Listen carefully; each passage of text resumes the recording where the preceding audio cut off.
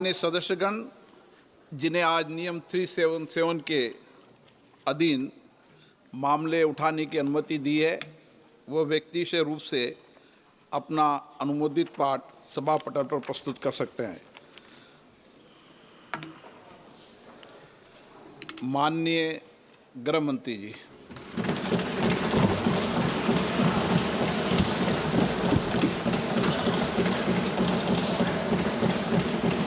सम्माननीय अध्यक्ष जी, मैं आज पहलगांव में निर्दोष यात्रियों की नृशंस हत्या पाकिस्तानी आतंकवादियों के द्वारा जो की गई और उसके जवाब में देश के प्रधानमंत्री जी ने दृढ़ इच्छा शक्ति का परिचय कराते हुए ऑपरेशन सिंदूर की सेना को परमिशन दी और हमारे वीर जवानों ने सटीकता बहादुरी के साथ पाक स्थित आतंकवादी अड्डों को चूर चूर करने का काम किया। वो घटना पर जो बहस हो रही है, इसमें हिस्सा लेने के लिए मैं खड़ा हुआ हूं। माननीय अध्यक्ष जी, सबसे पहले पहलगांव में जो नृशंस हत्या की गई निर्दोष नागरिकों की, धर्म पूछकर उनको मारा गया, इनके परिवार के सामने मारा गया और बड़ी बर्बरता के साथ ये हत्याएं की गई, इसकी मैं घोर निंदा करता हूं। और जो मारे गए हैं इनके परिजनों के साथ अत्यंत हृदय की गहराइयों से मैं संवेदना भी व्यक्त करना चाहता हूं। ऑपरेशन सिंदूर के जवाब में पाकिस्तान के हमारे नागरिक ठिकानों पर गोलीबारी की, इसमें भी कुछ नागरिक हताहत हुए, गुरुद्वारा भी टूटा, मंदिर भी टूटा। जो भी नागरिक उसमें घायल हुए हैं और जो हताहत हुए हैं, वो सभी के प्रति मैं पूरे सदन की ओर से गहरी संवेदना व्यक्त करना चाहता हूं। माननीय अध्यक्ष जी, कल से यहां पर पक्ष और विपक्ष दोनों की चर्चा चल रही है और स्वाभाविक है, जब इस तरह की नृशंस घटना घटे देश में, तब इस पर मुक्त चर्चा भी होनी चाहिए, चिंतन भी होना चाहिए, आगे न हो इसकी व्यवस्था की भी चिंता होनी चाहिए। माननीय अध्यक्ष जी, मैं विषय पर आने से पहले आपके माध्यम से सदन को और सदन के माध्यम से पूरे देश को ऑपरेशन महादेव जो कल एक हुआ है, इसकी जानकारी देना चाहता हूं।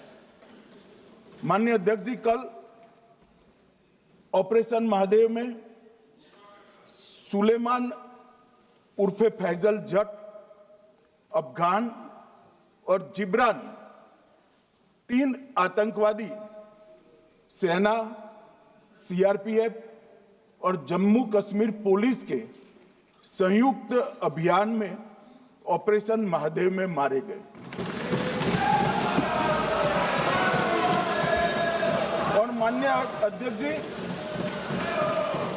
ये जो सुलेमान है, ए श्रेणी का लश्कर ए तोयबा का कमांडर था पहलगाम हमले में, और गगनगिर आतंकी हमले में वो लिप्त था। इसके ढेर सारे सबूत हमारी एजेंसियों के पास है।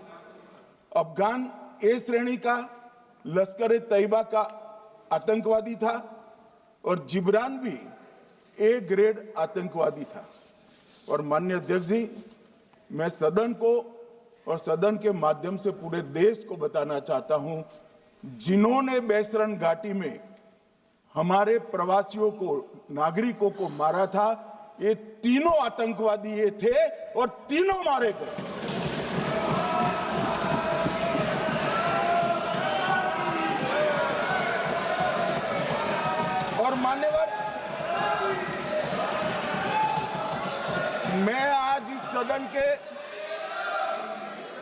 आज इस सदन के माध्यम से सेना के पैरा 4 सीआरपीएफ के सारे जवान जो अभियान में शामिल थे और जम्मू कश्मीर पुलिस के जो जवान थे वो सभी को सदन और पूरे देश की ओर से बहुत बहुत साधुवाद देना चाहता हूं। माननीय अध्यक्ष जी, मैं इस ऑपरेशन महादेव के बारे में थोड़ा डिटेल में बताना चाहूंगा। ऑपरेशन महादेव की शुरुआत 22 मई 2025 को, एक प्रकार से तो जिस दिन हत्या हुई थी उसी दिन रात को 22 मई 2025 को हुई। जिस दिन हत्या हुई थी उसी दिन रात को एक सुरक्षा मीटिंग की गई थी जम्मू कश्मीर में। ये पूछ रहे थे, कोई गए नहीं, सिर्फ राहुल गांधी गए। अब आपकी आंख कौन से चश्मे से देख रही है मुझे मालूम नहीं। माननीय अध्यक्ष जी, 1 बजे हमला हुआ, मैं 5:30 बजे श्रीनगर में उतर चुका था। माननीय अध्यक्ष जी, अरे सुनो सुनो, मैं बताता हूँ ना 22 में, सुनो ना प्लीज, धैर्य रखकर सुनो। हमने आपको नहीं टोका है, सुनना पड़ेगा भाई, ऐसे नहीं चलेगा। माननीय अध्यक्ष जी, नहीं, पर बैठे बैठे मत बोलिए आप भी। माननीय अध्यक्ष जी, 23 अप्रैल को टिप्पणी मत करिए। एक सुरक्षा मीटिंग की गई। सभी सुरक्षा बल, सेना, CRPF, BSF, Jammu Kashmir police, और सबसे पहले उसमें निर्णय किया गया कि जो नृशंस हत्यारे हैं वो देश छोड़कर पाकिस्तान भाग न पाए, इसकी हमने पुख्ता व्यवस्था की और भागने नहीं। 22 मई को आईबी के पास एक ह्यूमन इंटेल आई और एक क्षेत्र के अंदर, दाची गांव क्षेत्र के अंदर आतंकवादियों की उपस्थिति की सूचना मिली। आईबी और सेना द्वारा दाचीकाम क्षेत्र में अल्ट्रा सिग्नल कैप्चर करने के लिए जो इंस्ट्रूमेंट हमारी एजेंसियों ने बनाए हैं, इसके द्वारा इस सूचना को पुख्ता करने के लिए मई से 22 जुलाई तक लगातार प्रयास किए गए। ठंड में ऊंचाइयों पर हमारे सेना के अधिकारी पैदल इनके सिग्नल प्राप्त करने के लिए घूमते रहे, आईबी के अफसर भी घूमते रहे, सीआरपीएफ भी घूमती रही, और मान्यवर 22 जुलाई को हमें सफलता मिली। सेंसर्स के माध्यम से आतंकवादी होने की पुष्टि मिल गई।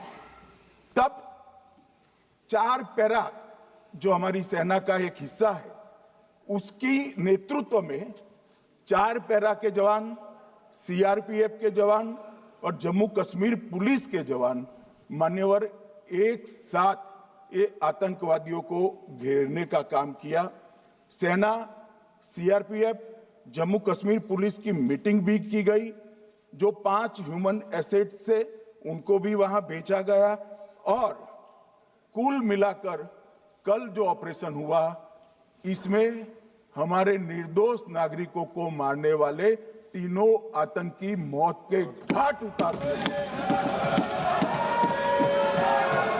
मान्यवर, तीनों के नाम मैंने बताए हैं, सुलेमान उर्फे फैजल जट, अफगान और जिब्रान। मान्यवर, वो तो एक आशंका थी कि यही लोगों ने घटना की है, मगर मैं बाद में एनआईए की जांच पर आता हूं, एनआईए ने पहले से ही इनको, जिन्होंने आसरा लिया था, वो लोगों को गिरफ्तार कर रखा था। उनको खाना पहुंचाने वाले लोगों को अपने कब्जे में रखा था। तो जब आतंकवादियों के शव श्रीनगर आए, इनसे पहचान कराई गई।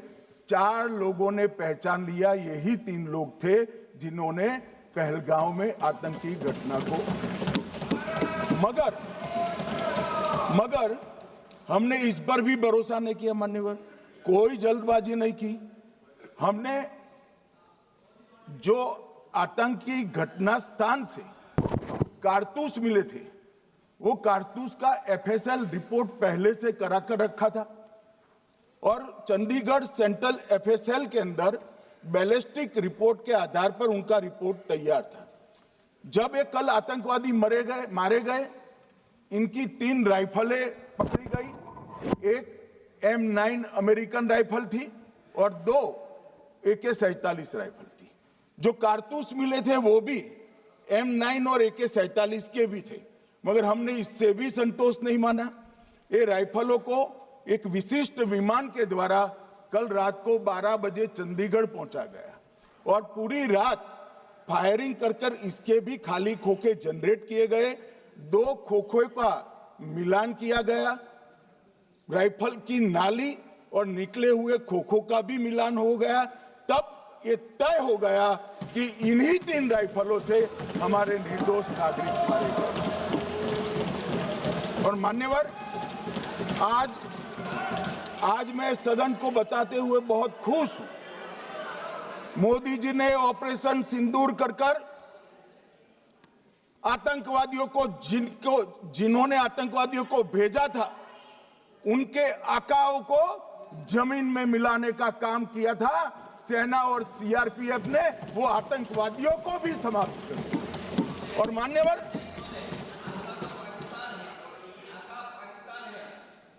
कौन पाकिस्तान से आपकी बात होती है क्या? अरे बैठ जाओ भाई।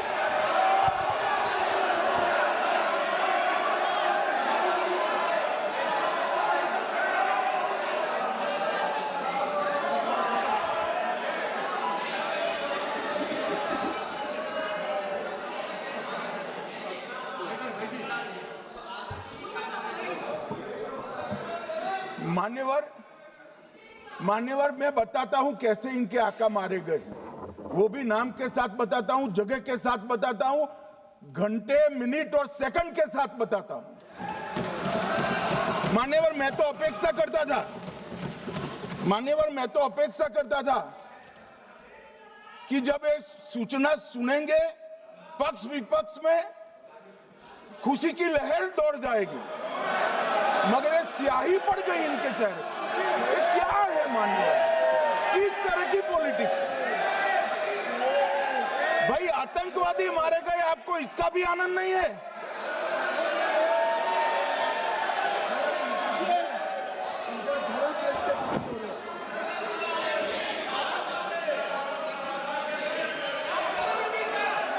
अखिलेश जी बैठ जाइए, मेरा पूरा जवाब सुनिए, आपका सब जवाब आ जाएगा।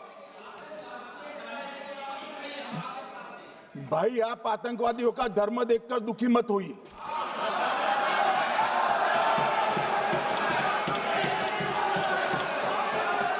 अखिलेश बैठ जाइए यार।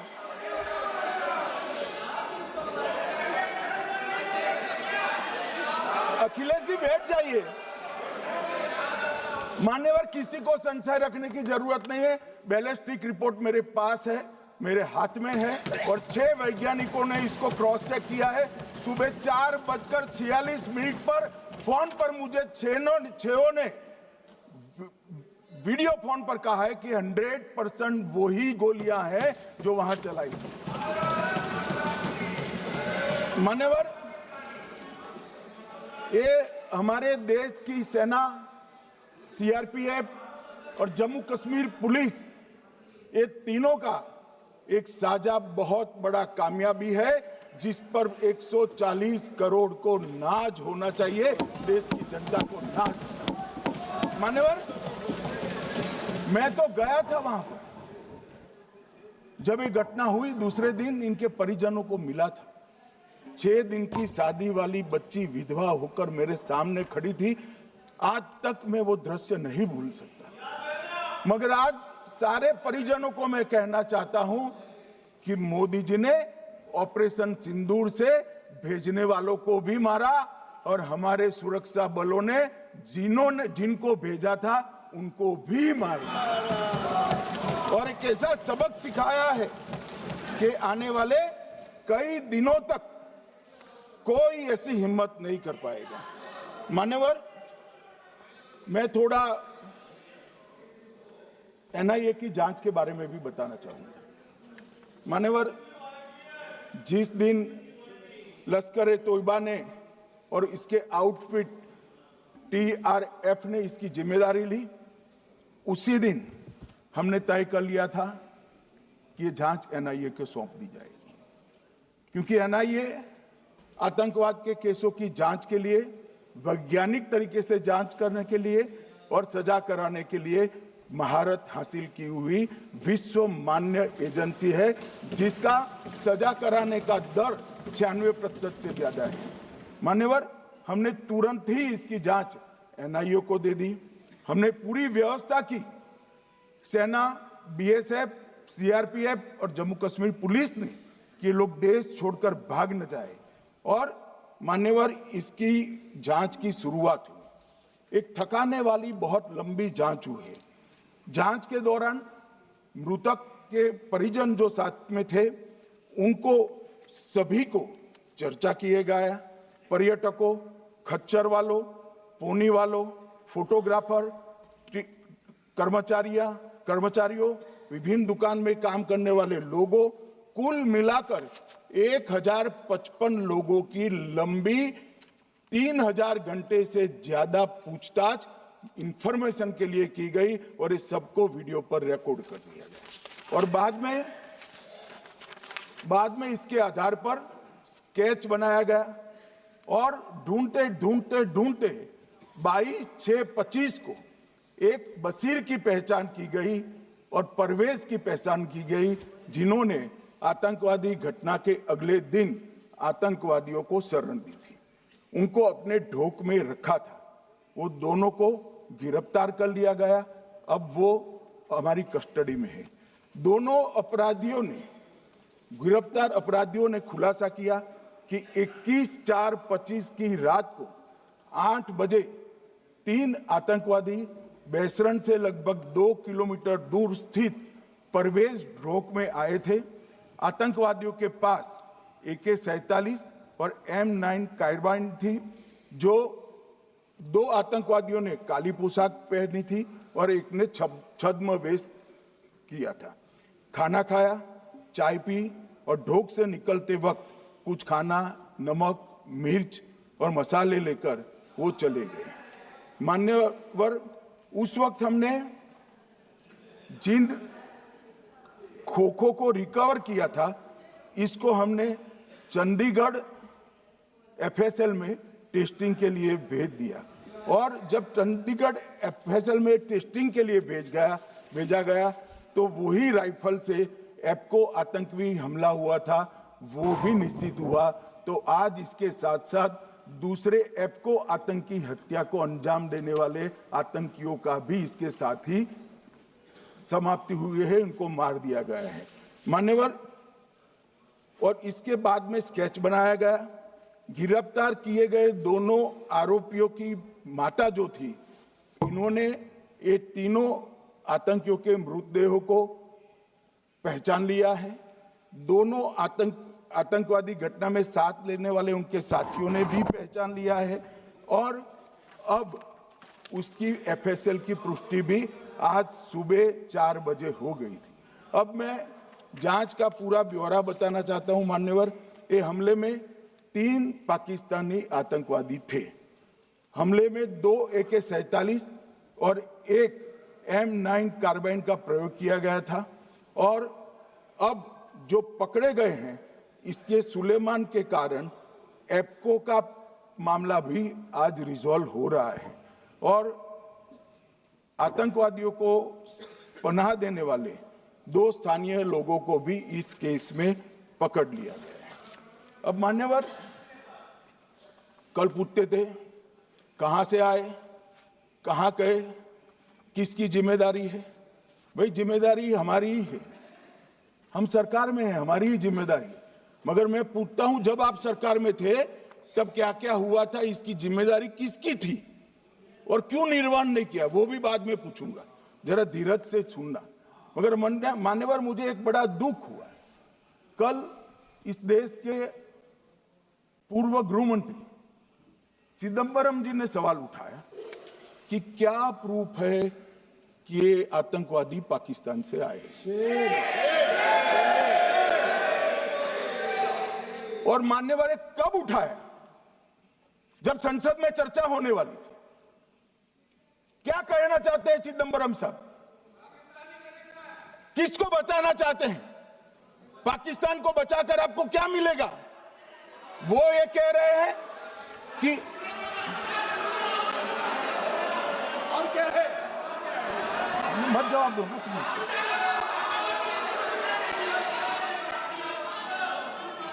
मान्यवर हमारे पास, मैं आज चिदंबरम साहब को कहना चाहता हूं, मैं आज चिदंबरम साहब को आपके माध्यम से कहना चाहता हूं, हमारे पास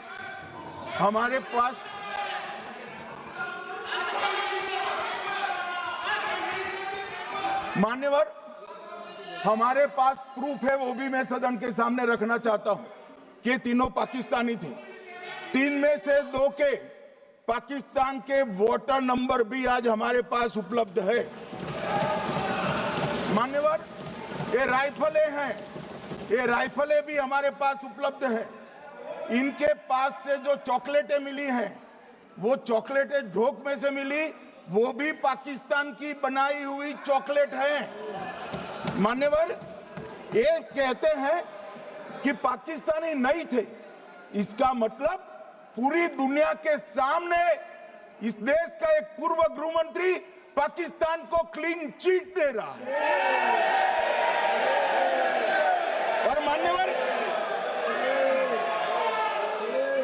और मान्यवर वो पाकिस्तानी आतंकवादी नहीं थे, ऐसा बोलकर श्री चिदंबरम अगर पाकिस्तानी आतंकवादी नहीं थे तो पाकिस्तान पर हमला क्यों किया, वो भी सवाल खड़ा कर रहे हैं।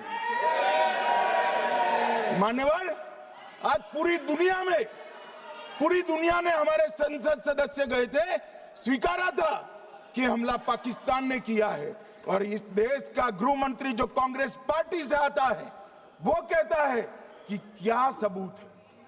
अरे मुझसे मांगते, मैं दे देता, टीवी से मांगते हैं, पूरी दुनिया के सामने उजागर करते हैं, शख्स सुबह खड़ा करते हैं। पाकिस्तान को बचाने का इनका ये षड्यंत्र आज 130 करोड़ लोग जान रहे हैं। बच नहीं पाओगे आप लोग, बच नहीं पाओगे। मान्यवर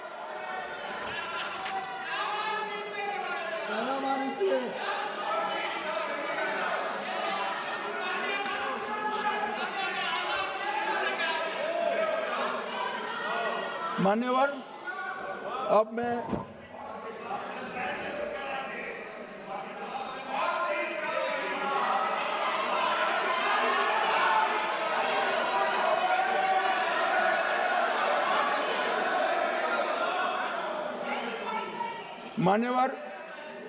अब मैं पहलगांव आतंकी हमला और ऑपरेशन सिंदूर,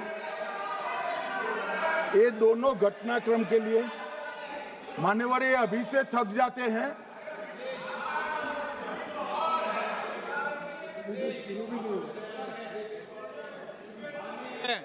प्लीज बैठिए।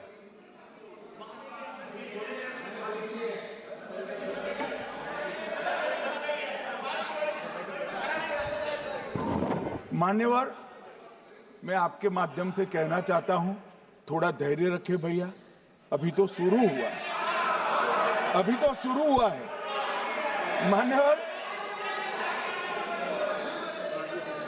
मैं पहलगांव आतंकी हमला और ऑपरेशन सिंदूर के बारे में पूरा घटनाक्रम बताना चाहता हूं। कल ढेर सारे सवाल उठाए, वैसे तो मुझे लगता था कि कल रक्षा मंत्री जी के भाषण के बाद शायद कांग्रेस पार्टी सपोर्ट में भाषण देना शुरू करेगी, और अगर थोड़ी बहुत जनता की इच्छा की परख होती तो वो ही करते, मगर नहीं करा, क्योंकि रक्षा मंत्री जी ने बहुत बारीकी से ऑपरेशन सिंदूर की सफलता, इसकी जरूरियात, इसकी प्रासंगिकता और इसके परिणाम, इसके बारे में बहुत अच्छे तरीके से सदन के माध्यम से पूरी देश की जनता के सामने रखा जाता है।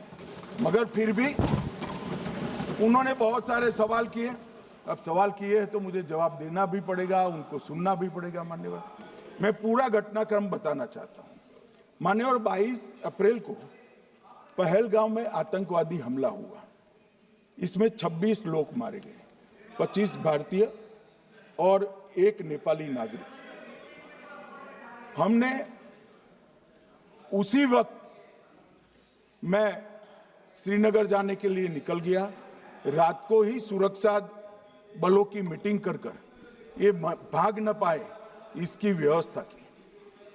माननीय मोदी जी ने 23 और 30 अप्रैल को सीसीएस की मीटिंग चेयर की। ये कह रहे हैं, मैं आज बताना चाहता हूं कि सीसीएस की 23 अप्रैल की मीटिंग में क्या हुआ। सबसे पहला कांग्रेस पार्टी का ब्लंडर था सिंधु जल संधि, इसको स्थगित करने का काम नरेंद्र मोदी जी ने किया। हमने अटारी के माध्यम से एकीकृत जांच चौकी जो चलती थी उसको बंद कर दिया। पाकिस्तानी नागरिकों के सार्क वीजा को सस्पेंड कर सभी को वापस पाकिस्तान भेजने का काम किया। पाकिस्तान स्थित उच्चायोग ने रक्षा, सैन्य, नौसेना के सलाहकारों को अवांछनीय व्यक्ति घोषित किया। संख्या को 55 से घटाकर 30 किया और सीसीएस ने ये संकल्प लिया कि जहां पर भी ये आतंकवादी छुपे हैं उनको और उनकी ट्रेनिंग करने वाले अड्डों को सेना, पुलिस, सीआरपीएफ, बीएसएफ उचित जवाब देगी। मान्यवर, जिस तारीख को ये हुआ उसी दिन ये निर्णय हो चुका। मान्यवर, इसके बाद में कल गोगाई जी कहते थे मोदी जी 24 को पहलगाम जाने की जगह बिहार गए। सुनो यार। मान्यवर, मोदी जी जब ये पहलगाम घटना हुई यहां नहीं थे, विदेश में थे। आने के बाद तुरंत सीसीएस बैठक की और मोदी जी जिस दिन बिहार गए उस दिन पहलगाम में कुछ नहीं, कोई नहीं था, सिर्फ राहुल गांधी थे। सारे लोग चले गए थे, सारे लोग वहां से अपने अपने ठिकाने पर चले गए थे। मगर इन्होंने एक बात कही, उस पर मेरी आपत्ति है। मान्यवर, उन्होंने कहा 24 अप्रैल को चुनावी भाषण किया। मान्यवर, देश का नेतृत्व करने वाले देश के प्रधानमंत्री की फर्ज होती है कि देश की संप्रभुता पर, देश के नागरिकों पर अगर ऐसा जघन्य हमला होता है तो जनता की भावनाओं के अनुरूप जवाब देना चाहिए। मान्यवर, मैं आज आपकी परमिशन से मोदी जी के बिहार भाषण के कुछ अंश पढ़ना चाहता हूं। कोट अनकोट है। 22 अप्रैल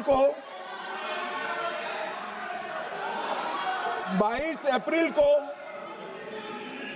पहलगाम का यह हमला केवल निहत्थे पर्यटकों पर नहीं बल्कि पूरे भारत की आत्मा पर एक दुस्साहसपूर्ण प्रहार है। आतंकवाद के प्रति दृढ़ और कड़ा रुख, आतंकियों और इसके हमले की साजिश रखने वालों की कल्पना से भी बढ़कर उनको सजा दी जाए। मान्यवर, महत्वपूर्ण है आतंकियों और इसकी साजिश रचने वाले दोनों को। आतंकियों की बची खुची जमीन भी मिट्टी में मिलाने का समय आ गया है। 140 करोड़ भारतीय इस बात के लिए एकजुट है कि आतंक के आकाओं की कमर तोड़ दी जाएगी। भारत हरेक आतंकवादी और उनके समर्थकों की पहचान करेगा, उनका पता लगाएगा और उन्हें दंडित करेगा। आतंकवाद कभी भी भारत की आत्मा नहीं तोड़ पाएगा। न्याय सुनिश्चित करने का मैं हर संभव प्रयास करूंगा। अनकोट अब इसमें किसी को चुनावी भाषण दिखाई पड़ता है तो उसकी समझ शक्ति पर बहुत सारे सवालिया निशान लग जाते हैं। ये चुनावी भाषण नहीं है, आतंकवाद के खिलाफ लड़ने का 140 करोड़ भारतीयों का प्रतिघोष है जो मोदी जी ने वहां दिया। इनको चुनावी भाषण दिखाई पड़ता है, जैसे चश्मे होते हैं ऐसी ही दृष्टि होती है। मान्यवर, इसके बाद 30 अप्रैल को मान्यवर 30 अप्रैल को सीसीएस की बैठक हुई, पहले 23 को हुई थी। उसमें सशस्त्र बलों को पूर्ण ऑपरेशन की फ्रीडम दे दी गई। प्रधानमंत्री मोदी जी ने सीसीएस की उपस्थिति में रक्षा मंत्री, एनएसए और सेनाओं के प्रमुख के साथ बैठकर पूर्ण ऑपरेशनल फ्रीडम देने का काम किया और इसके बाद ये ऑपरेशन सिंदूर हुआ। मान्यवर, ऑपरेशन सिंदूर 7 मई को रात को 1:04 से 4 मिनट से 1:24 तक चला। उसमें पाकिस्तान के 9 आतंकी ठिकानों को ध्वस्त कर दिया और पूरी दुनिया ने इसके दृश्य देखे। साहब, इससे बड़ा संयमित हमला नहीं हो सकता। आजकल दुनिया में युद्ध चल रहे हैं, हम देख रहे हैं, बच्चे मर रहे हैं, महिलाएं मर रही, निर्दोष मर रहे। हमने 9 आतंकी अड्डों को समाप्त किया, परंतु एक भी सिविलियन नहीं मारा गया, केवल और केवल आतंकी मारे गए। स्थान थे मरकज सुभान अल्लाह बहावलपुर, मरकज तैयबा मुरीद के, महमूना जाया कैंप सियालकोट, अरे नाम सुनो काम में आएंगे, सरजाल camp Sialkot, Sawai Nala camp Muzaffarabad, Syedna Bilal camp Muzaffarabad, Gulpur camp Kotli, Barnala camp Bhimber और अब्बास कैंप कोटली। मान्यवर, सर्जिकल स्ट्राइक और एयर स्ट्राइक में हमने पाक ऑक्यूपाई कश्मीर में ही हमला किया, एक प्रकार से भारत के हिस्से पर ही हमला किया। पाक ऑक्यूपाई कश्मीर हमारा ही, तो हमने तो हमारे हिस्से में हमला किया, मगर इस बार 100 किलोमीटर अंदर घुसकर पाकिस्तान की भूमि पर आतंकवादियों को तबाह करने का काम। और मान्यवर, ये आतंकी के ठिकानों पर हमला हुआ, इसमें मारा कौन गया? हाफिज मोहम्मद जमील जैसे मोहम्मद के प्रमुख मौलाना मसूद अजहर के बहनोई, मुदस्सर खादियान मरकज तैयबा मुरीद का प्रमुख, याकूब मलिक जेएम पदाधिकारी, मोहम्मद हमसा जमील जेएम ऑपरेटिव, मोहम्मद यूसुफ अजहर गंभीर रूप से घायल था, फिर मारा गया। जैसे मोहम्मद का आमिर मोहम्मद हसन खान गंभीर रूप से घायल था, फिर मारा गया। जेएम ऑपरेटिव मोहम्मद हसन गंभीर रूप से घायल हुआ। अब्दुल मलिक, खालिद अबू अक्स और नोएम मलिक, इनका कोई पता ठिकाना नहीं। और मान्यवर, ये पूछते थे मुझे कल कि पहलगांव के दोषी कहां गए, वो पहलगांव के दोषी कहां गए? ये जो मैंने, अरे सुनो ना यार, ये जो 10 मैंने नाम पढ़े हैं, इसमें से 8 ये चिदंबरम एंड कंपनी के समय में आतंकवादी घटना घटाने वाले लोगों को नरेंद्र मोदी जी ने मारा।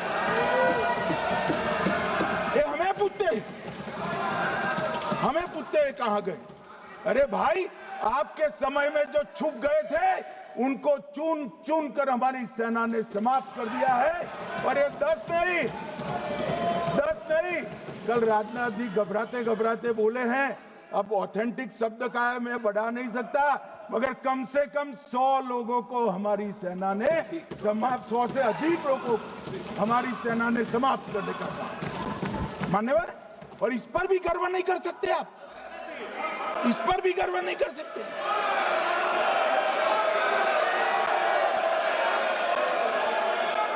मान्यवर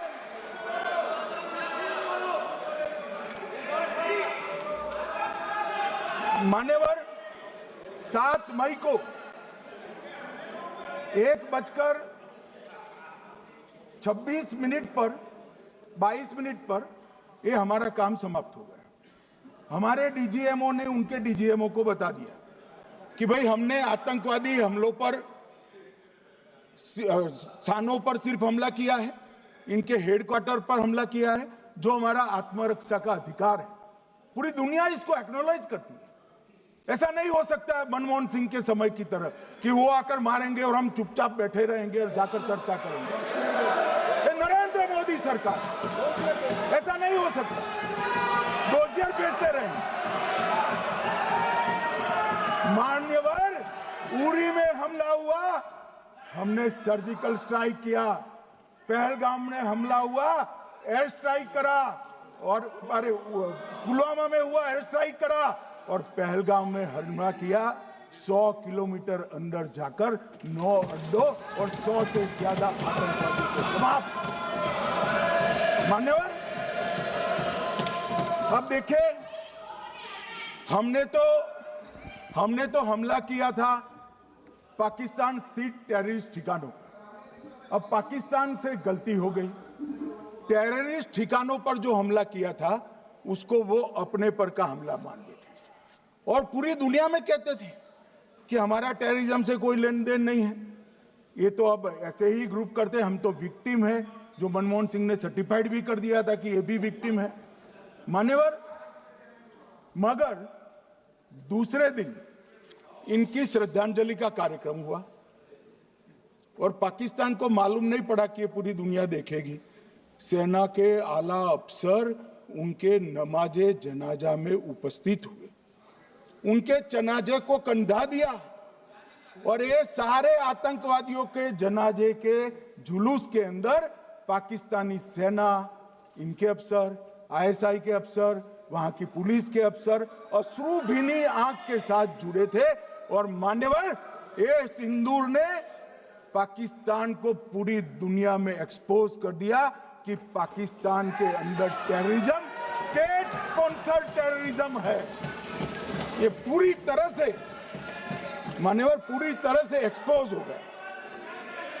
8 मई को पाकिस्तान ने हमारे रिहायशी इलाकों में हमला किया, हमारे सेना के अड्डों पर हमला किया, मगर एक भी मिसाइल से उनका कुछ नुकसान नहीं कर पाई। बहुत नजदीक से की हुई गोलाबारी के कारण हमारे एक गुरुद्वारा टूटा, एक मंदिर टूटा, कुछ हमारे नागरिक हताहत हुए।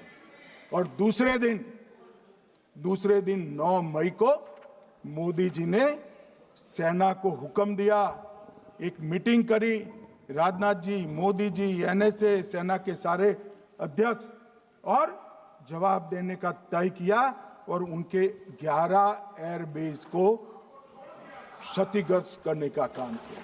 मान्यवर, 8 एयरबेस इतने सटीक तरीके से तोड़े गए, पाकिस्तान की पूरी एयर डिफेंस सिस्टम धरी की धरी रहेगी, कुछ नहीं कर पाई। नूर खान चकलाला एयरबेस तोड़ दिया गया, मुरीद तोड़ दिया गया, सुगुर्दा तोड़ दिया गया, रफीकी तोड़ दिया गया, रहीम यार खान तोड़ दिया गया, जकोबाबाद तोड़ दिया गया, सुक्कुर और भोलारी भी तोड़ दिया। और सुक्कुर, लाहौर, अरिफवाला, चुनेन, जकोकाबाद और नया चोर, ये 6 रडार सिस्टम भी उनके पूरी तरह से ध्वस्त कर दिए। 2 surface to air guided weapon Lahore और ओकारा में इनका जखीरा भी समाप्त कर दिया गया। और मान्यवर, ये हर चीज में पॉलिटिक्स करते, हर चीज में। जब उन्होंने हमारे रिहायशी इलाकों पर हमला किया, फिर भी हमने इनके रिहायशी इलाकों पर हमला नहीं किया, सिर्फ इनके एयरबेस और एयर डिफेंस सिस्टम को निशाना बनाया और उनकी आक्रमण करने की क्षमता को पंगु कर रख दिया। हमारी पूरी सेना, पूरी वायुसेना पूरी नौसेना अक्षुण्ण थी और उनकी हमला करने की क्षमता को हमने छिन्न विछिन्न कर दिया। पाकिस्तान के पास शरण में आने के अलावा और कोई चारा ही नहीं था। इसलिए मान्यवर, इसलिए 10 मई को डीजीएमओ ने, पाकिस्तान के डीजीएमओ ने भारत के डीजीएमओ को फोन किया और 5 बजे हमने इस संघर्ष को विराम किया। अब मान्यवर,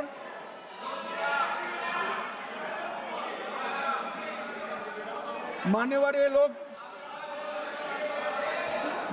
लोग कल सवाल उठा रहे थे कि इतनी अच्छी पोजीशन में थे, आपने युद्ध क्यों नहीं किया?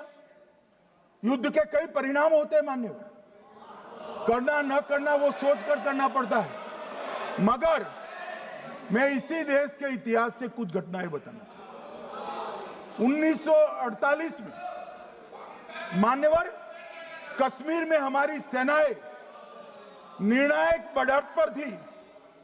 सरदार पटेल ना बोलते रहे, जवाहरलाल नेहरू जी ने एक तरफा युद्ध विराम कर दिया। और मान्यवर, मैं बड़ी जिम्मेदारी के साथ कहता हूं, मैं इतिहास का विद्यार्थी हूं। पाक ऑक्यूपाई कश्मीर का अगर अस्तित्व है तो जवाहरलाल नेहरू जी की ये युद्ध विराम के कारण है। इसका जिम्मेदार जवाहरलाल नेहरू है। मान्यवर, 1960 में सरदार पटेल ने विरोध किया था, गाड़ी लेकर आकाशवाणी तक गए थे, घोषणा न करते, दरवाजे बंद कर दिए थे।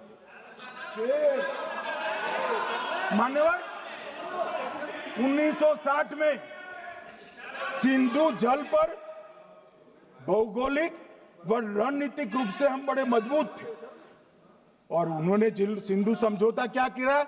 80% भारत का पानी पाकिस्तान को दे दिया।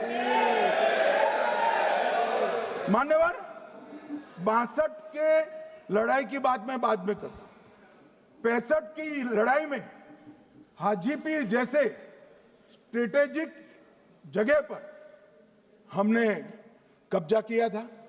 66 में उसको लौटा दिया गया। मैं 71 के युद्ध की भी बात करना चाहता हूं। मान्यवर, 71 में कल राजनाथ जी ने भी बताया, पूरे देश ने इंदिरा जी का समर्थन किया था। उन्होंने पाकिस्तान के 2 टुकड़े कर दिए। बहुत बड़ी विजय थी भारत की और सदियों तक भारत इस विजय पर गर्व करेगा। हम सब भी करते हैं, हमें कोई आपत्ति नहीं। मगर हुआ क्या मान्यवर? युद्ध की विजय की चकाचौंध में क्या हुआ? 93 हजार युद्धबंदी हमारे पास थे, 93 हजार, और 15,000 वर्ग किलोमीटर क्षेत्र पाकिस्तान का हमारे पास था। 93 हजार युद्धबंदी उस वक्त की पाकिस्तान की सेना का 42% और 15,000 वर्ग किलोमीटर क्षेत्र। मगर शिमला में समझौता हुआ, पाक ऑक्यूपाई कश्मीर मांगना ही भूल गए। अगर उस वक्त पाक ऑक्यूपाई कश्मीर मांग लेते, न रहेगा बांस, न बजती बांसुरी। ये कैंप तोड़ने की जरूरत न पड़ती साहब आपको, हमको। मान्यवर, इतना ही नहीं, पाक ऑक्यूपाई कश्मीर तो नहीं लिया, मांगना ही भूल गए। 15,000 वर्ग किलोमीटर की जीती हुई भूमि भी वापस दे दी। तय हुआ था पाकिस्तानी नरसंहार के लिए युद्ध अपराध न्यायाधिकरण बनेगा, नहीं बना। सेना ने पूर्वी पाकिस्तान में नरसंहार किया था। 195 पाकिस्तानी अधिकारियों पर मुकदमा चढ़ना था। भुट्टो अपने साथ इंदिरा जी के सामने से छुड़ा कर ले गए। जनरल मानेक शॉ का एक कोट अनकोट कहता हूं, जनरल मानेक शॉ का, जो एक प्रकार से आर्किटेक्ट माने जाते हैं बांग्लादेश विजय के, इन्होंने कहा कि भुट्टो ने भारत के नेतृत्व को मूर्ख बनाया। अब जो शब्द है, मैं आप कोट अनकोट है, इसमें मेरा कुछ नहीं है, ये लोग गुस्सा न हो सकते।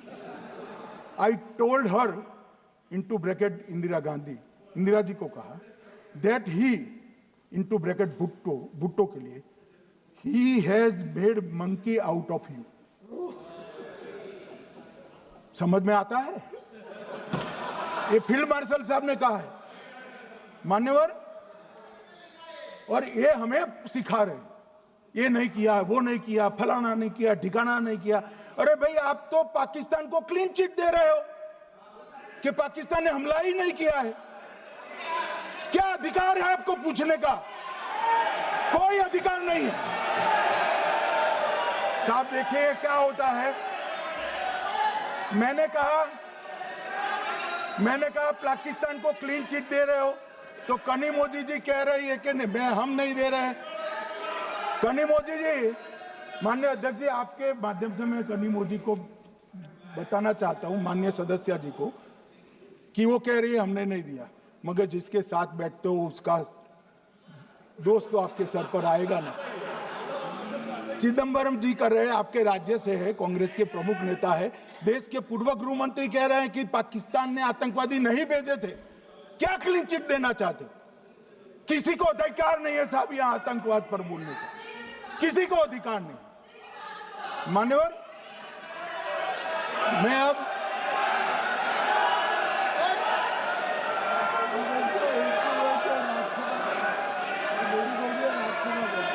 मान्यवर, मैं उनको बताना चाहता हूं, अभी आधा भी नहीं हुआ है, जरा सुनो।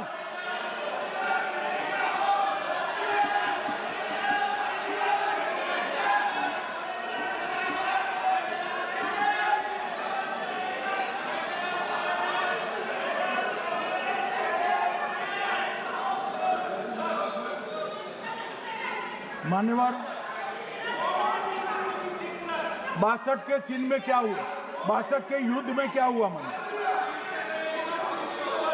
ये अभी कल कुछ कांग्रेस के सदस्य चीन का सवाल पूछ रहे थे। मैं आज पूछना चाहता हूं, 62 के युद्ध में क्या हुआ?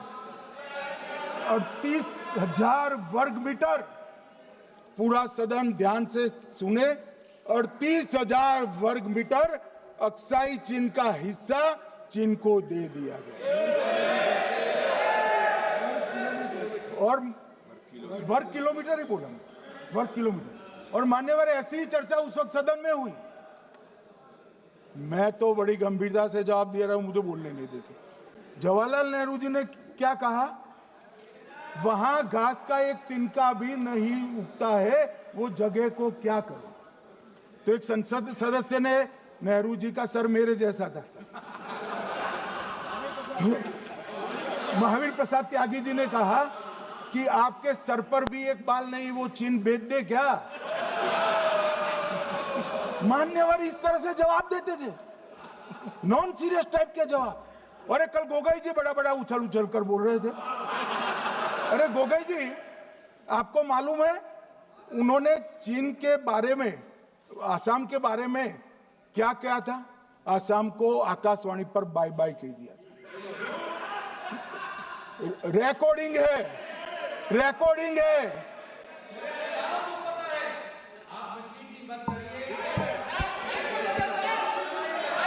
मान्यवर, मैं भी सहमत हूं, पूरे आसाम को पता है। मान्यवर,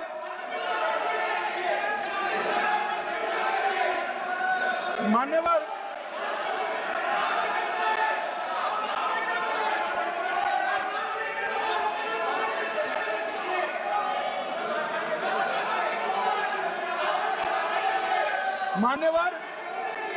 मुझे मालूम है पूरे आसाम को पता है, इसीलिए तो वो विरोध पक्ष में बैठे वहां पर आसाम में, पूरे आसाम को पता है। और मान्यवर,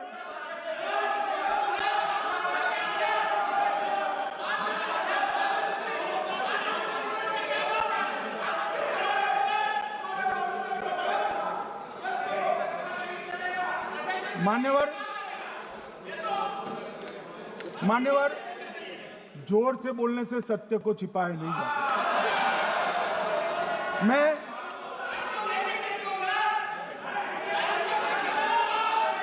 मान्यवर, मैं selected works of Jawaharlal Nehru series volume 29 पृष्ठ 231 पर से एक जवाहरलाल नेहरू जी के पत्र को कोट करना चाहता हूं। अनौपचारिक रूप से संयुक्त राज्य अमेरिका ने यह सुझाव दिया कि चीन को संयुक्त राष्ट्र में तो ले लिया जाए, मगर सुरक्षा परिषद को नहीं। सुरक्षा परिषद में भारत को लेना चाहिए। यह अमेरिका का प्रस्ताव था।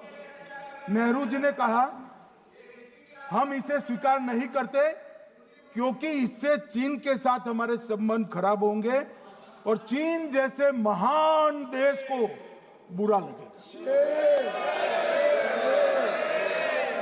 मान्यवर, आज चीन सुरक्षा परिषद में है और भारत बाहर है। मोदी जी प्रयास करें अंदर ले जाने का। इसका कारण जवाहरलाल नेहरू का ये स्टैंड है।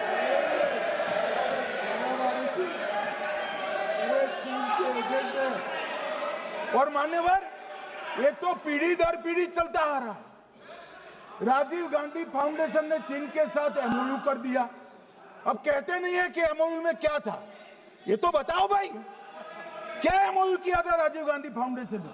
और जब डोकलाम में हमारे सेना के जवान चीन की सेना के सामने आंख में आंख डालकर बैठे थे, वो चीन के राजदूत के साथ राहुल गांधी मीटिंग कर रहे थे। ये मान्यवर, ऐसा नहीं है। जवाहरलाल नेहरू, सोनिया गांधी, राहुल गांधी, तीन पीढ़ी तक के चीन का प्रेम उतरता जा रहा है। मान्यवर,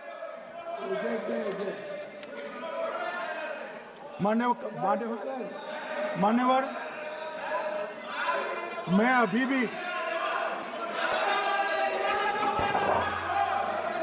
भी एक बात इस महान सदन के माध्यम से देश की जनता को कहना चाहता हूं, जो मेरी मान्यता है। ये सारी आतंकवाद की जड़ पाकिस्तान है और पाकिस्तान कांग्रेस पार्टी की भूल है। पार्टीशन स्वीकार न करते, पाकिस्तान कभी न होता। इन्होंने पार्टीशन को स्वीकार कर देश को तोड़ा है। मान्यवर, कल विदेश मंत्री जी बता रहे थे शर्म अल शेख सम्मेलन का बलूचिस्तान ब्लंडर, जिसने पाकिस्तान को हमारे साथ चर्चा करने के लिए इक्वल फुटिंग पर ला दिया। मान्यवर, अब ये टेररिज्म की बात करते हैं। मैं इसमें भी पूरे देश की जनता को टेररिज्म की विगत 20 साल की स्थिति से अवगत कराना चाहता हूं। मान्यवर, अटल जी की सरकार थी। 2002 में टेररिज्म को समाप्त करने के लिए अटल जी की सरकार, एनडीए की सरकार, भाजपा सरकार पोटा का कानून लेकर आई। मान्यवर, मैं सदन को याद कराना चाहता हूं, पोटा कानून का विरोध किसने किया था? किसने किया? कांग्रेस पार्टी ने किया। हमारे पास बहुमत नहीं था राज्यसभा में। मजबूरन हमने कानून को गिर गया, मजबूरन संयुक्त सत्र बुलाना पड़ा और पोटा कानून संयुक्त सत्र में पारित हुआ। देश नहीं भूल सकता मान्यवर। और पोटा कानून को रोककर आज भी कांग्रेस पार्टी के नेता जब बोले तब कहे, पोटा कानून को रोककर किसको बताना चाहते थे आप? किसको बचाना चाहते थे? पोटा तो आतंकवादियों के खिलाफ था। पोटा को रोककर अपनी वोट बैंक का उल्लू सीधा करने के लिए आप आतंकवादियों को बचाना चाहते। और मान्यवर, 2004 में अटल जी की सरकार गई, मनमोहन सिंह, सोनिया गांधी की सरकार आई। आते ही पहला काम क्या किया मान्यवर? पहली ही कैबिनेट में पोटा कानून को रद्द कर दिया। मैं फिर से पूछता हूं, किसके फायदे के लिए कांग्रेस पार्टी ने पोटा कानून रद्द किया? जवाब दीजिए जरा यहां पर। और मान्यवर, इसके बाद क्या हुआ? 2004 के दिसंबर में पोटा कानून रद्द हुआ। 2005 में अयोध्या में रामलल्ला के टेंट पर हमला हुआ, आतंकवादी मारे गए। मुंबई लोकल ट्रेन 2006-5 में रामलल्ला पर हमला, 6 में मुंबई ट्रेन में बम धमाके 187 लोग मारे गए। 2006 डोडा उधमपुर में हिंदुओं पर हमला, 34 लोग मारे गए। 2007 हैदराबाद 44 लोग मारे गए। 2007 यूपी लखनऊ वाराणसी 13 लोग मारे गए। रामपुर सीआरपीएफ कैंप, वहां पर हमला हुआ 2008 में। 2008 में श्रीनगर के आर्मी के काफिले पर हमला हुआ, 10 सुरक्षा बल मारे गए। मुंबई आतंकी हमला 2008 में हुआ, 246 लोग मारे गए। जयपुर में 8 बम धमाके हुए, 64 लोग मारे गए। 2008 में अहमदाबाद में 21 बम धमाके हुए, 57 लोग मारे गए। दिल्ली में 2008 में 5 धमाके हुए, 22 लोग मारे गए। और पुणे की जर्मन बेकरी 17 लोग मारे गए। वाराणसी में 10 में धमाका हुआ, 11 में मुंबई में 3 धमाके हुए, 27 लोग मारे गए। अब मैं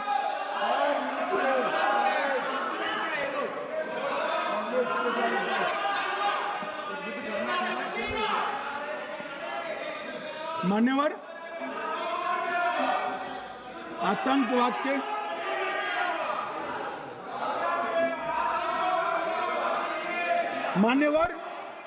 आतंकवाद के खिलाफ लड़ाई होती, कभी वो हमला करते हैं, मगर सवाल ये है कि इन्होंने 5 से 11 के बीच में 27 जघन्य हमले किए, 1000 के करीब लोग मारे गए। आपने क्या किया? क्या किया आपने? जवाब दीजिए, क्या किया? और मैं राहुल गांधी जी को चैलेंज देना चाहता हूं, इन्होंने इस आतंकवादी हमलों के खिलाफ उनकी सरकार ने जो कदम उठाए, यहां खड़े रहकर हिम्मत से बताए देश की जनता को, कुछ नहीं किया मान्यवर। ये यहां से आतंकवादियों की फोटो पाकिस्तान भेजते रहे, डोजियर भेजते रहे। और मान्यवर ये कहते हैं कि आपके समय में भी हमले हुए। मैं उनको अंतर समझाना चाहता हूं, वो देख नहीं पा रहे। मान्यवर, हमारे समय में जो भी आतंकवादी घटना हुई, पाक प्रेरित और कश्मीर सेंट्रिक हुई। देश के हिस्से में 2014 से 2025 तक एक भी घटना नहीं हुई है मान्यवर। ये नरेंद्र मोदी सरकार है मान्यवर। और कश्मीर में भी आज स्थिति ऐसी हुई है, उनको पाकिस्तान से आतंकवादी भेजने पड़ते हैं। कश्मीर में आतंकवादी अब हमारे नहीं बनते हैं मान्यवर। और मैं सलमान खुर्शीद जी को भी याद करना चाहता हूं। एक बार मैंने बड़े सवेरे में नाश्ता करता था, टीवी पर उनको रोते हुए देखा। मुझे लगा क्या हुआ, कोई बड़ी घटना हो गई। तो रोते रोते वो श्रीमती सोनिया गांधी के घर से बाहर आ गए कि बाटला हाउस की घटना देखकर सोनिया जी फूट कर रो पड़ी। अरे रोना था तो शहीद मोहन शर्मा के लिए रोते, बाटला हाउस के आतंकवादियों के लिए रोना आता है। और मान्यवर, हमें पूछते हैं कि आपने क्या किया। कोई अधिकार नहीं है पूछने का, कोई अधिकार नहीं है मान्यवर। और ये हमें पूछते थे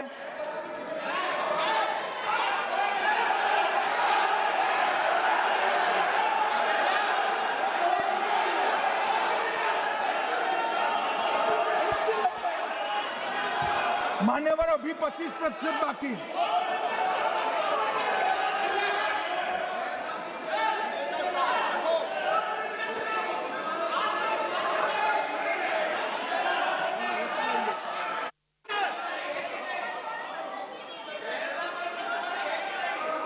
बैठिए, जवाब दे रहे हैं ना, आपका जवाब दे रहे हैं आपका। पहलगांव के बाद जो घटनाक्रम घटित, उसका जवाब दे दिया ना माननीय गृह मंत्री जी ने। आपने पूछा आतंकवादियों क्या हुआ, आतंकवादियों का जवाब दे दिया। क्या पूछना चाहते हैं आप? आपने हर सवाल पूछा, हर सवाल जवाब सुनिए। माननीय गृह मंत्री जी।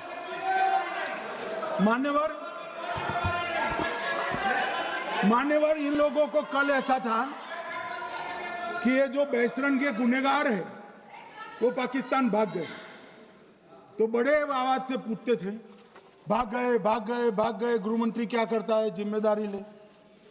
हमारी तो सेना ने ठोक दिया, सीआरपीएफ ने ठोक दिया। मान्यवर, अब मेरा तो जवाब बनना ना देता है ना वो मांगना बनता है, मगर मैं उनको कुछ पूछना चाहता हूं।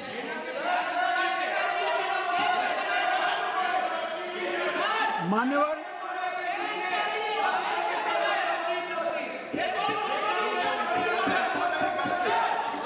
प्लीज, मारेगी तो सेना है ना, सेना अब ऐसे भी मारेगी ना, तो वो भी ये कह रहे हैं सेना और सीआईएसएफ ने मारा।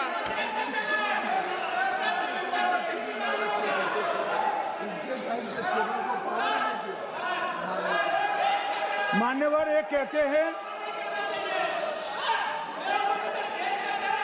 साहब इसको बिठाओ जरा।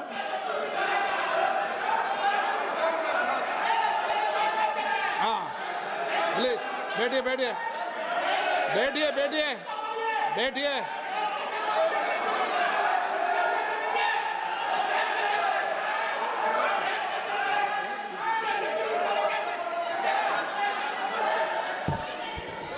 सबको मान्यवर, ये लोग मुद्दा उठाना चाहते हैं तो जरूर उठाए।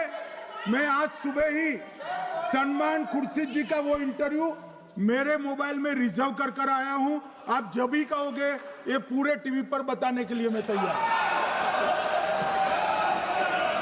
सेव कर आया हूं। इनकी इच्छा है तो कल एक समय तय करिए, यहां बता दीजिए चारों टीवी में, और देश की जनता भी देख ले।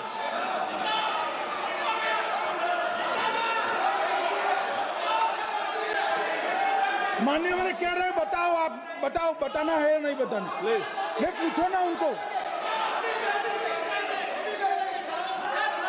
Please please.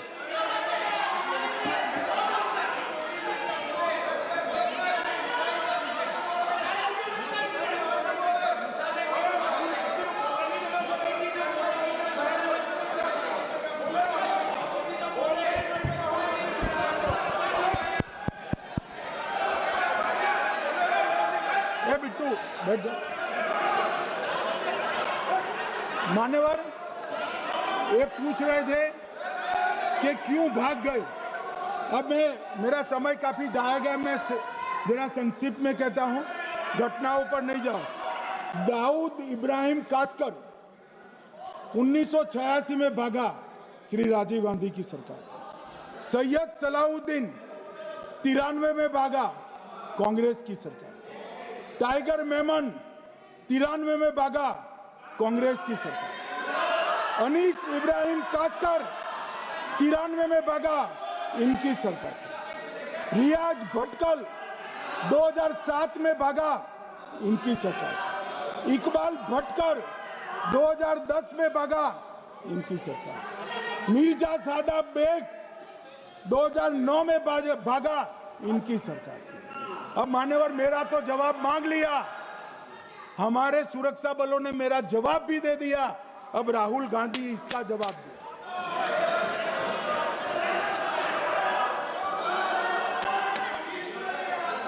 मान्यवर, अब मैं कश्मीर के विषय में मैं बात करना चाहता हूं। कल कहते थे कि गृह मंत्री ने भाषण किया था कि 370 की कलम जाएगी तो आतंकवाद कम हो जाएगा। क्या हो? मान्यवर, मेरा हिसाब देना बनता है। हम भारतीय जनता पार्टी के कार्यकर्ता हैं, ये नरेंद्र मोदी जी की सरकार है, हम जवाबदेह होते हैं जनता के प्रति, संसद के प्रति और देश के हितों के प्रति। मैं आज देश की जनता के सामने 2004 से 14 और 2015 से 25 10-10 साल का लेखा जोखा रखना चाहता हूं। 2004 से 14 में अखंड सोनिया मनमोहन की सरकार थी 10 साल की, और 15 से 25 अखंड रूप से नरेंद्र मोदी जी की सरकार। कश्मीर में टेरर इंसिडेंट 7,217 हुए थे 2004 से 14 में। 70% की कमी के साथ 2150 हो गए 1525। नागरिकों की मृत्यु 2004 से 14 में 1770 हुई, 2015 से 25 में कम होकर 357 हो गई, 80%। सिक्योरिटी फोर्सेस की मृत्यु 1060 हो गई उस वक्त, और हमारे समय में 542 हुई, और टेररिस्टों की मृत्यु में 123% की वृद्धि हुई। ये हमें पूछ रहे हैं क्या हुआ? आंकड़े से भाग नहीं सकते भाई, आंकड़े से भाग नहीं सकते। और अब मैं कहता हूं कि धारा 370 ने कश्मीर में आतंकवादी इकोसिस्टम को नष्ट कर दिया है, जिस धारा 370 को आपने इतने साल तक बचा कर। हमने जीरो टेरर प्लान बनाया है, एरिया डोमिनेशन प्लान बनाया है, मल्टी लेवल डिप्लॉयमेंट किया है, सुरक्षा जेलें बनाई हैं, 98% ट्रायल अब वीडियो पर हो रहे हैं, हमने संचार साधन बसाए हैं, और 702 फोन विक्रेता जेल में डाले, 2667 सिम कार्ड बन गए। हमने, एक जमाना था साहब 10-10 हजार लोगों के जनाजे निकलते थे, पूरे देश ने घटनाएं देखी होगी, बुरहान वानी मर गए, फला मर गए, ढिका मर गए, 10-10 हजार। अब जो मारा जाता है उसको वही दफना दिया जाता है। किसी भी आतंकवादी को उसका महिमा मंडन करने के लिए जनाजे की इजाजत नरेंद्र मोदी के शासन में नहीं। मान्यवर, आतंकवादियों के सगे वाले और समर्थक चुन चुन कर हमने नौकरियों से निकाले, पासपोर्ट रद्द कर दिए हैं, गवर्नमेंट कॉन्ट्रैक्ट रद्द कर दिए हैं, 75 से ज्यादा आतंकी समर्थकों को कोर्ट से ऑर्डर लेकर सरकार से बर्खास्त कर दिया गया है। बार काउंसिल उनके समर्थकों से भरी थी, सस्पेंड कर नया लोकप्रिय चुनाव हमने कराया है। मान्यवर, कई संगठन बैन करे, मैं बाद में बताता हूं। विशेष यूएपीए अदालतें बनाई हैं, लगभग मार्च 22 से 25 के बीच में यूएपीए के 2267 मामले हमने जब्त किए हैं, दर्ज किए हैं, 374 कुर्की किए हैं। और परिणाम क्या है मान्यवर? ये पूछ रहे हैं परिणाम क्या है? शुतुरमुख वृत्ति से अगर मिट्टी में सर रखकर बैठोगे तो कुछ नहीं, सूर्य भी नहीं दिखेगा। मान्यवर, परिणाम आया है। पहले ऑर्गेनाइज टाउन पेल्टिंग साल की 2654 होती थी एवरेज इनकेस में। कितनी मान्यवर? 2654 पथराव होते हैं, 2024 में 0 हो गया। मान्यवर, ऑर्गेनाइज हड़ताल पाकिस्तान से ऐलान करते थे, घाटी बंद रहती थी। पाकिस्तान की भी हिम्मत नहीं है, घाटी में भी हिम्मत नहीं है। इनके समय में साल में 132 दिन घाटी बंद रहती थी, अब ऑर्गेनाइज हड़ताल 3 साल से 0 है। मान्यवर, टाउन पेल्टिंग में नागरिकों की मृत्यु हर साल 112 होती थी, 3 साल से नागरिकों की मृत्यु 0 है। मान्यवर, जख्मी होते थे 6235 लोग टाउन पेल्टिंग में, आज 0। मान्यवर, आज मैं बताता हूं, एक समय में हुर्रियत के नेताओं को यहां वीआईपी ट्रीटमेंट मिलती थी, हुर्रियत के साथ चर्चा करते थे, और ये हुर्रियत वाले आते थे, रेड कारपेट पूरा रोड खाली कर सीधा आता था, और मनमोहन सरकार के दूत इनके साथ चर्चा करते थे। सारे हुर्रियत के कंपोनेंट हमने बैन कर दिए हैं, सारे जेल की सलाखों के पीछे। हम कोई हुर्रियत से बात करना नहीं चाहते। मैं सदन में नरेंद्र मोदी जी की नीति दोहराना चाहता हूं। हुर्रियत टेररिस्ट संगठनों के आउटफिट है, हम इनसे बात नहीं करेंगे। हम अगर किसी से बात करेंगे तो घाटी के युवाओं के साथ बात करेंगे, हुर्रियत के साथ बात। मान्यवर, चुनाव के दौरान डर का माहौल होता था, अब 98.3% मतदान हुआ पंचायत चुनाव। कांग्रेस की बंद बहिष्कार का समय बंद हो गया। सेपरेटिस्ट बात करना चाहते थे, अब वो नहीं कर सकते। और मान्यवर, 2019 के बाद हमने कितने संगठन बैन करे, मैं बोलना चाहता हूं, थोड़ा समय चाहिएगा मान्यवर। The TRF, people's anti fascist front, Tehreek ul Mujahideen, Jamaat ul Mujahideen Bangladesh Hindustan, Jammu Kashmir Ghaznavi force, Khalistan tiger force, Hizb ut Tahrir, जमाते इस्लामी, जो जमाते इस्लामी ने पूरे पाकिस्तान के अंदर एक प्रकार से अलगाववाद का जहर घोला, वो जमाते इस्लामी आज बंद कर दिया गया। Jammu Kashmir liberation front, Jammu Kashmir democratic freedom party, Muslim league Jammu Kashmir, Tehreek Hurriyat, Muslim conference सुमजी गुट, Jammu Kashmir national front, Jammu Kashmir peoples freedom league, Jammu Kashmir peoples league, Jammu Kashmir Ittehadul Muslimeen Awami action committee, Sikh for justice और पॉपुलर फ्रंट ऑफ इंडिया को भी हमने बैन किया। और ये शांति ऐसे नहीं हुई है। और ये कहते हैं कि एक भी घुसपैठ नहीं होती है। कभी गए हो आप पाकिस्तान? तो कई बार गए हो गई आप सीमा पर गए हो? पाकिस्तान तो कई बार गए हो, फिर से बोलता हूं, सीमा पर गए हो, सीमा के माध्यम से पाकिस्तान गए हो। हमारे जवानों की कठिनाई देखो साहब, -43 डिग्री में पहाड़ पर रहकर नदी नालों के बीच में चौकी करते हैं। कोई घुस गया तो क्या हुआ? कोई घुस गया, वो बचेगा नहीं। यहां हम उसको या तो अरेस्ट करेंगे या तो एनकाउंटर में वो मारा जाएगा, बचेगा कोई नहीं। इनको सीमा की भौगोलिक कठिनाइयां मालूम नहीं। वहां मान्यवर कई नदी नाले हैं, वेग से पानी आता है, -46 डिग्री टेम्परेचर है, नीचे सुरंगें बनाते हैं। और ये तो ऐसे कह रहे हैं घुस गए। अरे भाई, आपके मन में तो, आपके समय में तो घुसने की जरूरत ही नहीं थी। आप बुलाते थे वीजा देकर, क्यों घुसेंगे? घुसने की जरूरत ही नहीं। जैसे आप पाकिस्तान जाते हो वैसे वो यहाँ आते। मानवर, अब ये कैसे हमें पूछ सकते हैं? मान्यवर,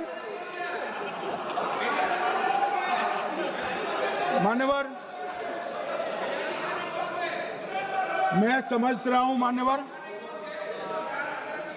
मैं समझ रहा हूं, पोटा का विरोध करने वाले को नरेंद्र मोदी की आतंकवादी विरोधी नीति नहीं पसंद आई। मैं समझ रहा हूं, पोटा रद्द करने वाले को नरेंद्र मोदी जी की एंटी टेरर नीति पसंद नहीं आई। मैं समझ रहा हूं, टेररिस्टों का बचाव कर वोट बैंक बनाने वालों को एक कोई नीति पसंद नहीं आएगी। मानवर, इसका विरोधी होना है। परंतु मैं आज एक बात यहाँ सदन के सामने आपके माध्यम से सदन को और दुनिया को बताना चाहता हूँ। मानवर, ये नरेंद्र मोदी सरकार है, टेररिज्म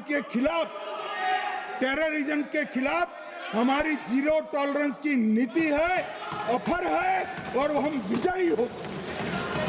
और मान्यवर, मैं फिर से अंत में ऑपरेशन महादेव में जुड़े हुए सेना, CRPF और जम्मू कश्मीर पुलिस के सभी जवानों को 2 हाथ जोड़कर प्रणाम कर बहुत बहुत साधुवाद।